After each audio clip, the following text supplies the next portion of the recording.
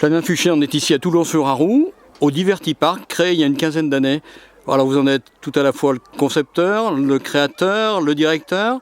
Comment est-ce que vous présentez un petit peu ce site de loisirs? Alors nous sommes un parc de loisirs nature avec une kyrielle de jeux insolites basée sur 3 thématiques principales en fait, les labyrinthes, les jeux et les vaches. Avec donc différents types de labyrinthes permanents ou éphémères. Donc labyrinthe de bambou, labyrinthe éphémère de gazon, de pierre, labyrinthe en forêt aussi, labyrinthe sentier pieds nus.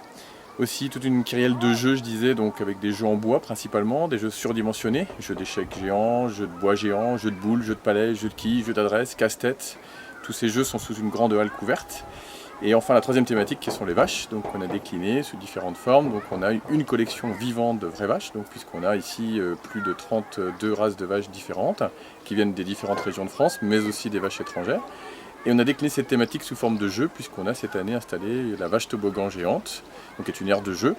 Et on a depuis 2 ans mis en place un hébergement insolite sous forme de vache géante tout en bois, dans laquelle il est possible de dormir avec tout le confort. Alors justement, on est sur cette terrasse de cette vache, on pourrait dire sur le dos de la vache. Qu'est-ce qui vous a conduit, vous, à créer un parc de cette nature, pour vous qui êtes revenu en terre, on pourrait dire charolaise, alors que vous avez travaillé par ailleurs à Paris?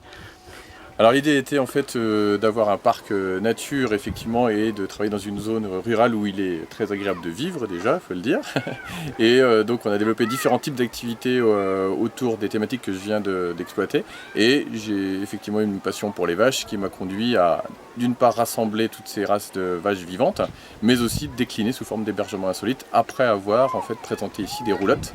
Et on a toujours des roulottes dans lesquelles il est possible de dormir aussi aux côtés de la vache. Alors en 15 ans, j'imagine que ce parc a évolué et qu'il continue à évoluer. Alors effectivement nous sommes partis de Labyrinthe de Maïs la première année en juillet 2000. Nous étions ouverts à ce moment-là pendant 1 mois et demi à peu près, donc juillet-août, l'été. Et d'année en année, nous avons complété sur des aménagements plus permanents de façon à pouvoir ouvrir maintenant du 1er avril jusqu'au 1er novembre avec de nombreuses activités qui ont pris place dans le parc qui fait maintenant en fait 12 hectares sur lesquels on a dispatché en forêt comme sur les différentes parties du parc un bon nombre d'animations. Alors pour ne citer que quelques-unes, on peut commencer par l'aire de jeu toboggan dont j'ai parlé tout à l'heure, mais aussi les jeux en bois, les parcours filets en forêt, le mini-golf agrémenté en fait par un jardin botanique puisqu'on a planté plus de 600 arbres en fait autour de ce jardin botanique pour présenter 30 essences d'arbres différentes. On a aussi un parcours pieds nus, on a aussi quelques animaux qui complètent les vaches avec poney, âne, on a une mini-ferme. Et on a aussi château gonflable, jeux trampoline, jeux de petits chevaux géants, jeux d'échecs géants, tyroliennes et de nombreux autres jeux qu'on découvre en parcourant le parc. Est-ce qu'on peut dire que vous étiez, c'est ma dernière question, précurseur avec de l'écologie des loisirs avant l'heure? Alors précurseur je ne sais pas, en tout cas l'idée c'était d'aborder la consommation du loisir d'une autre façon, donc on est quelque part dans un lieu de consommation de loisirs alternatifs. Donc avec certes possibilité de s'amuser, mais aussi de s'amuser en apprenant. Donc on a tout un volet pédagogique et un volet culturel qui accompagne le côté ludique, c'est-à-dire qu'on va certes s'amuser, mais on va aussi peut-être découvrir la nature, découvrir les animaux qui habitent la nature, découvrir les arbres, découvrir les vaches.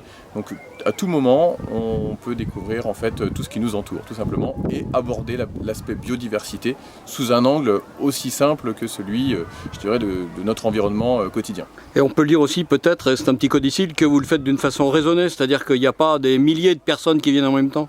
C'est vrai, on est plus dans une démarche de raisonner raisonnable, j'allais te dire. Et c'est vrai qu'on n'a jamais de file d'attente chez nous, on a toujours une fréquentation modérée.